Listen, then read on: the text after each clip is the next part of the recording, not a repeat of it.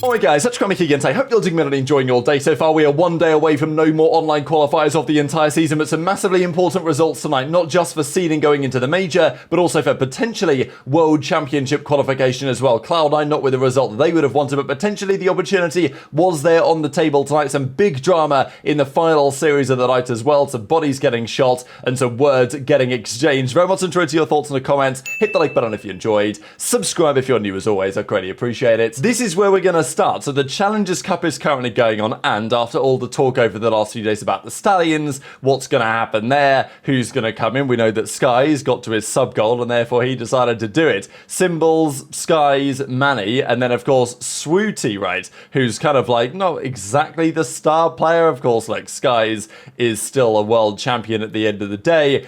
But people are talking a lot about this Swooty kid, right? Because he's a pretty exciting character. We'll see some examples of that in a second. Parasite says, damn it, this Swooty kid's putting down the top challenges. I might as well start playing again because, you know, maybe not thinking this guy's all that good. But after he gets the win, he's having a good time. I thought it was all rather entertaining. There's been lots happening lately, of course. The issue is that this Swooty guy doesn't have as many pro points as some others, and therefore actually getting teammates that want to play with him was a bit of a challenge. But yeah, regardless, that's the story I'm sure we'll get into a little bit more tomorrow morning as well.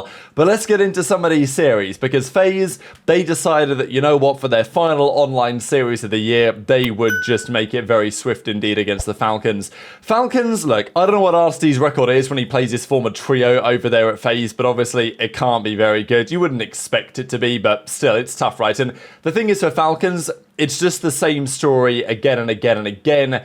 Priest and Nastie struggle against teams that shoot back, and then Exnid looks like their best player. Pred is, you know, he gets some kills, but the impact isn't really there. I also think that I don't even necessarily blame the way that Falcons play, because I think they probably know that it's chalked, certainly against a FaZe team.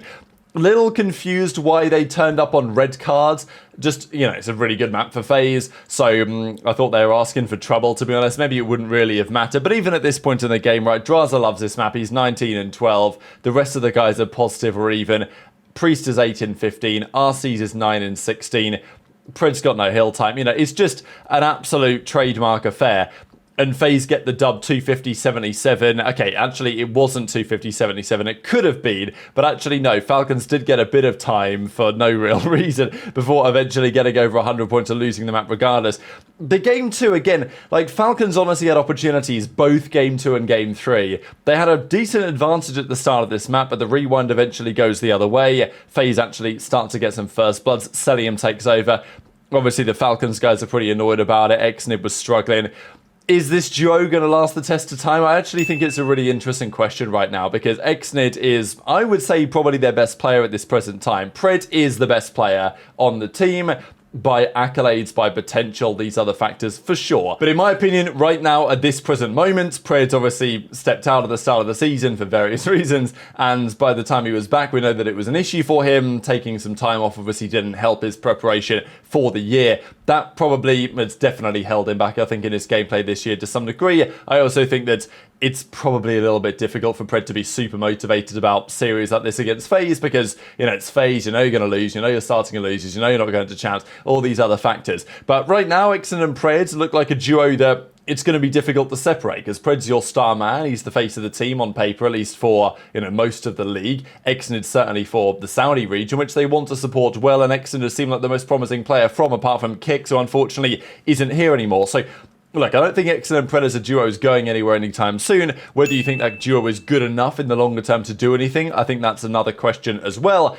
But this round, I mean, look at this round. They're up 8 lives immediately. Vegas have just secured point B. All they've got to do is get A. They've got the FaZe boys spawn trapped. It looks like it should be a dub, but no. FaZe find a way to win that round. And then, of course, at that point, it was, it was all over from there. I think Falcons knew they'd kind of cooked it at that point. So, yeah, GG's, fair play to FaZe. They kept it swift. They have no more online COD. I think it is worthy of a bit of a talking point here that here we are in May, and there is no more online COD for the rest of the year. I don't love online COD, I'm not going to lie.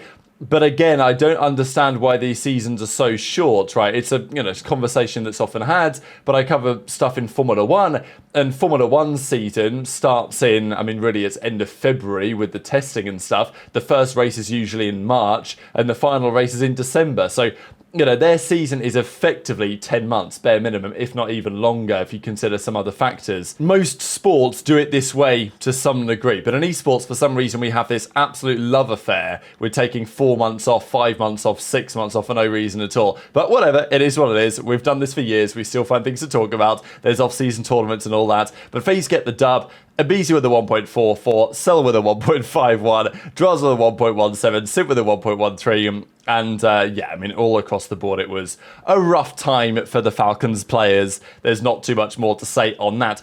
This series, though, was quite a compelling one in terms of potentially getting to champs, because Cloud9 desperately need every 10 points they can get. They're probably not going to get it against Thieves. Thieves are looking a bit too good, but even then, they had some opportunities. The game one was pretty close until it wasn't. Thieves do quite like this rewind map. Then the game two, this was actually real interesting. I don't know what you guys think about this. So here's Kremp seemingly using an emote to potentially get a third-person advantage. Now, if you guys are familiar, back in the day, you can use stuff like this, or even back in the day, if someone forgot to turn off third-person view, then your teammates would view in third person, and you could kind of shimmy around corners and stuff. And okay, obviously this is pretty bad stuff, especially if you're going to use something like this intentionally. And now Kremp does reply and confirm that it was an accident. He was trying to hover the cruise, started emoting by accident, right? So an accident, unintentional, sure, fair enough, but it's still a little controversial just because, I'm not saying that Kremp did this on purpose, but what I'm saying is what if somebody did? And then they say, oh, well, no, sorry, it was just an accident, right? You turn up to champs, you're in a 1v1 grand finals and accidentally hit the emote. What's the league going to do? Well, technically it's okay, I guess. So it's all a little bit confusing, but definitely intrigued to your thoughts on that in the comments below. Kremp uses it. But unfortunately for Thieves, well, unfortunately for Cloud9, it doesn't work out because it goes round 11 here. And this is a pretty unforgivable round to lose because this really might have been the ticket, Thieves, yeah, they're going to go hard this series. Yeah, they're probably still going to win it anyway, and they're probably going to win the control regardless. But C9, they could probably have won 1.5 points here. Who knows what happens in a game 5? Could be a big 10 points, right? They're not that far behind OpTic if they were to make a deep run of the major, which is unlikely, but you really never know. And also a good seeding for the major. Pretty critical too. But game 5 or game 2, round 11, and here we are, 4 versus 4. Everyone goes into the bomb site. We've got number 4 way at the back of the map. Kremp's watching this way. An Envoy gets in and just decides to hop the bomb. And, I mean, what are these Clouds doing? What are these Clouds actually doing? By the time they go to check, they don't even get the kill at the end and they realise that they've defused the bomb. I understand that you're maybe not expecting this play, but still, this is such a critical moment for Cloud9 to potentially find a way back into the series and make something happen. But, because they're not bad in terms of the talent on the roster, but they just misplayed this horribly. No one was anywhere near. Thieves get the free ninja defuse. Fair play to Envoy going for it, of course. We've seen him do this before to great effect. There was a famous ninja defuse that he got way back in MW19 on Huntsman, you guys might remember, on some Petrograd search and destroy. But Capsule doesn't even get the chance to kill it because, by the time they actually check anything. I mean, look where the guys are. You've got Sims over here. You've got the other players are in the back of the map. Only Capsules are one of the sites and they defuse the bomb for free. Yeah, I've seen better plays for sure. And after that, of course, it was over. Thieves' control is the best control I've ever seen. I think it's honestly hands down. I think their record this year is something absurd. It's 37-7 in control. We can probably have a look at it real quick just after I go over some of these numbers. Yeah, tough one for Capsule here. HyDra, I mean, again, Thieves deliver what is effectively the perfect scoreboard for Thieves. You've got Envoy and Ghosty roundabout neutral. Good series in both of the guys, but nothing special. And then you've got HyDra and Scrappy at a 1.3, 1.4. It doesn't really get too much better than that. I will quickly look at their control here so we can put it into context how good they've been in the mode. These, of course, are the KDs. But in terms of win-loss, yeah, 37-7 this year. And I think a number of those losses are to FaZe. So, excluding that one specific FaZe matchup where they didn't have the greatest time in control at the start of the season, they've been just unreal in that mode. I mean, Cold War FaZe, they're the best control team ever. This Thieves team probably pips them because their round count is crazy. They just 3-0 everyone in control. It's actually a joke how good they are at it. Cloud9, especially after the map 2, of course, had effectively no chance. After that, we saw Miami. They were on the verge, of course, of potentially delivering a 5-0 stage. It would have been pretty mega if they did it. And that's exactly what they went on to do. We know that Ravens have struggled badly lately. You know, they just play so slow. Again, it's one of these things. I don't think necessarily the Vivid dropping decision. If they'd still had Vivid today, would they be better? Maybe, right? Would they be where they want to be? Probably not. So they knew they were regressing. I understand making a change, but the change they've made hasn't really done much. And Rix has been okay, but it just doesn't seem like the team chemistry, the team culture is working right now, and there's lots of questions on that. Heretics win the game 1. They win the game 2 after a bit of a fight, actually. It goes all the way to around 11, but in the end it was Rancor who, well, took over, as did Real.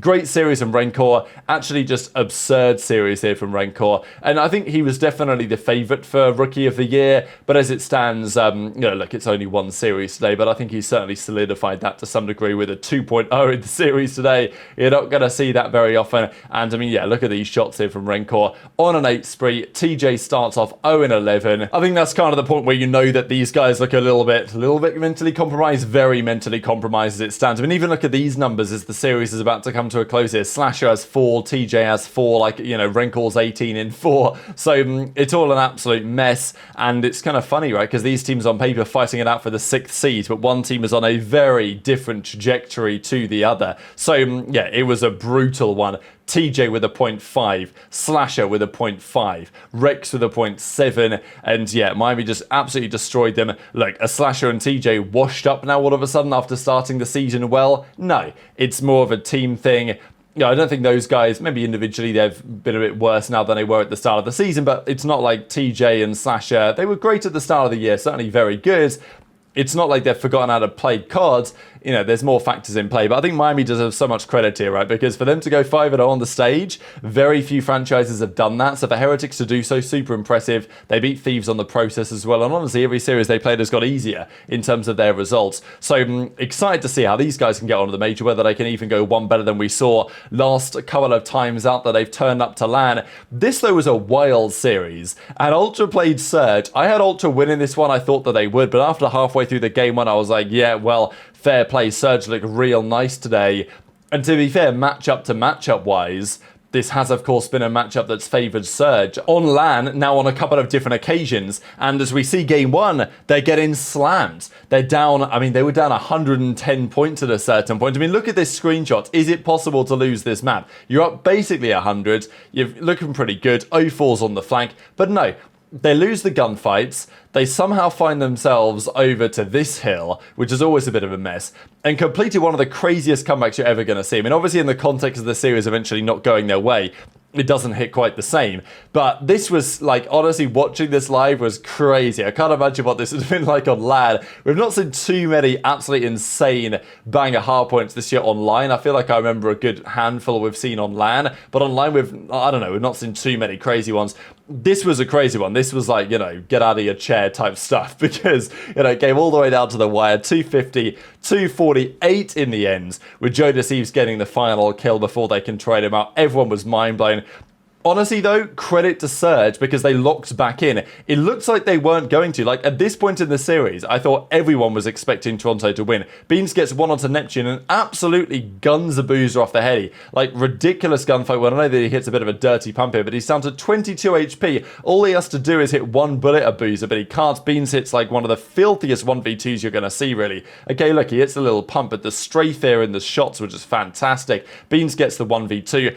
Look, trying to prove his worth over Mercules, this type of stuff. But in the end, Surge, a bit too good. The control, they actually won pretty emphatically in the end. They took the final offense as well, even though Ultra did the same thing back to them. And then the Hacienda wasn't even close. And this was the drama then to close out the day. Of course, there were some body shots going down in the series because Toronto thought they were going to win, certainly after what happened game 1. And as Nastie says, shooting bodies to lose, damn, that's crazy. And there was this one from 0-4. People thought this is pretty funny, of course. As he says, GG's Ultra won 4-0. Big MF, don't shoot bodies. Middle finger emoji, hashtag drown them out. So it's sensational content ready to close out the day. Always a good time getting a bit of juice potentially going into the major. And yeah, these were the overall numbers of the series. Despite the great start, it then fell off and it was a real takeover from Nastie and Neptune, as at this point we are relatively well used to in these series. So very much enjoyed your thoughts in the comments. Loads to talk about tomorrow morning. Hit the like button if you enjoyed. Subscribe if you're new. Take care. And I'll see you next time.